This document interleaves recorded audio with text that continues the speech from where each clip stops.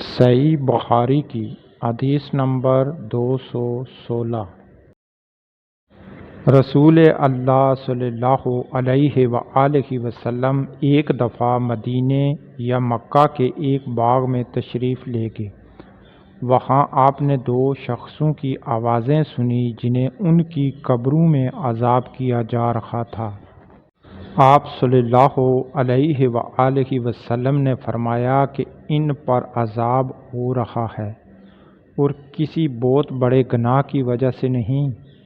پھر آپ صلی اللہ علیہ وآلہ وسلم نے فرمایا، بات یہ ہے کہ ایک شخص ان میں سے پیشاب کی چھینٹوں سے بچنے کا اہتمام نہیں کرتا تھا اور دوسرا شخص چغل خوری کیا کرتا تھا۔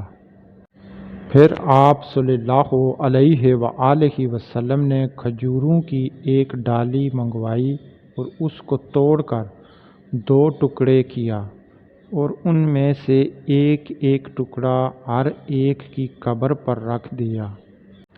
لوگوں نے آپ صلی اللہ علیہ وآلہ وسلم سے پوچھا کہ یا رسول اللہ، یہ آپ صلی اللہ علیہ وآلہ وسلم نے کیوں کیا؟